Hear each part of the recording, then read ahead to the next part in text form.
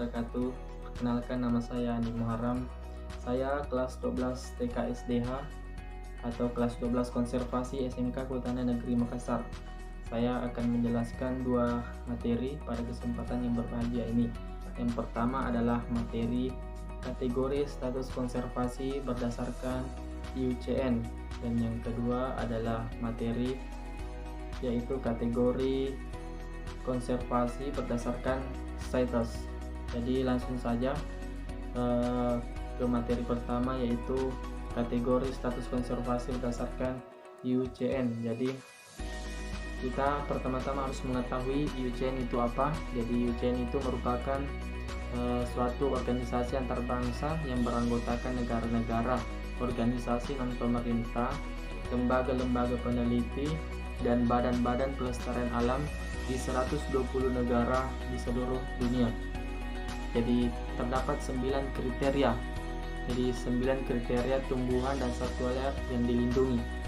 Yang pertama ada yang dinamakan extinct. Jadi extinct di sini biasa disingkat dengan EX atau punah.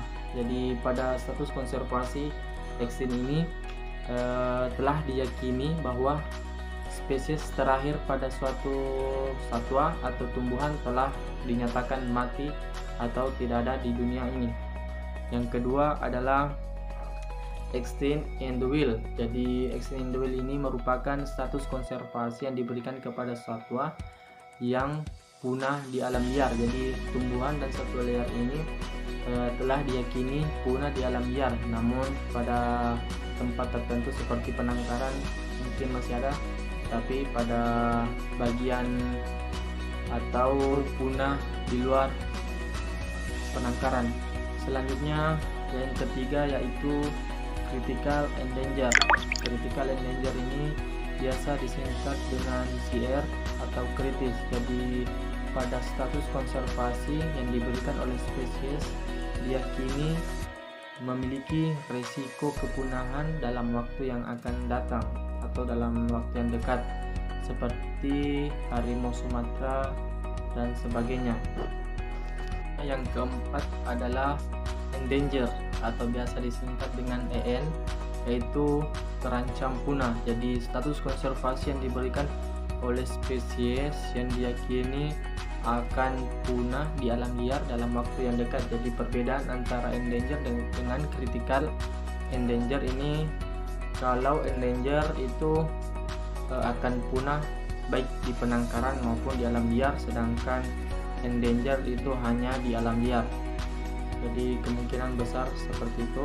Selanjutnya yang kelima yaitu vulnerable. Jadi vulnerable ini rentan, yang biasa disingkat dengan VU. Jadi status konservasi yang diberikan oleh spesies ini diyakini akan punah di alam liar dalam waktu yang dekat. Jadi endanger memiliki kemiripan terhadap vulnerable. Perbedaannya yaitu endanger itu lebih tinggi dan vulnerable itu hanya memiliki diyakini akan punah di alam liar dalam waktu yang akan datang saja. Selanjutnya yang keenam yaitu near threatened atau hampir terancam. Jadi status konservasi ini diberikan kepada spesies yang hanya mendekati terancam meskipun itu tidak masuk dalam kategori terancam. Selanjutnya yang ketujuh yaitu less concern atau beresiko rendah. Jadi status IUCN yang diberikan kepada spesies ini telah dievaluasi namun tidak masuk dalam kategori manapun. Selanjutnya yang kedelapan yaitu data deficient, yang biasa disingkat dengan DD atau informasi kurang. Jadi pada status atau spesies ini memiliki data yang kurang sehingga kita tidak atau belum mengetahui apakah spesies ini masuk dalam kategori punah atau tidak. Selanjutnya yang kesembilan yaitu not evaluation atau belum dievaluasi. Jadi spesies yang dikatakan not evaluation yaitu belum dilakukan evaluasi untuk dimasukkan dalam kriteria-kriteria yang telah saya sebutkan sebelumnya. Contohnya yaitu kriteria pada kepunahan, terancam, krisis, dan lain-lain. Baik, kita melangkah ke materi selanjutnya. Materi yang kedua yaitu materi tentang CITES.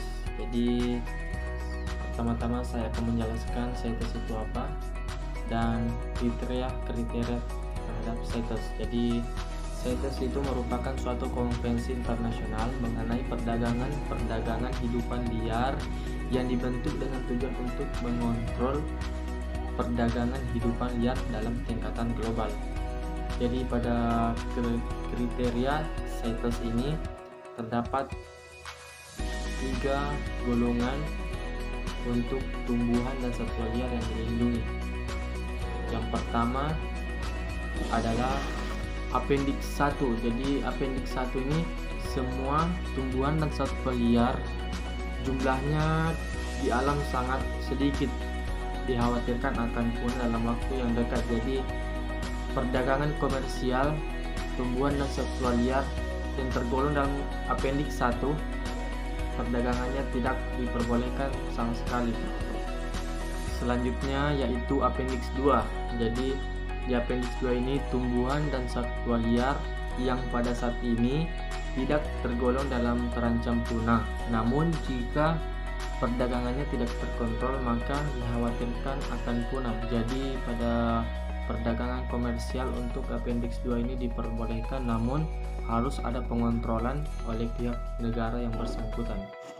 Selanjutnya yaitu Appendix 3. Jadi Appendix 3 ini adalah jenis tumbuhan dan satwa liar yang paling tidak satu negara meminta agar anggota lainnya membantu untuk mengontrol atau memantau perdagangannya.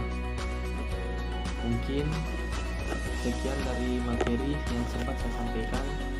Lebih dan kurangnya mohon dimaafkan. Assalamualaikum warahmatullahi wabarakatuh.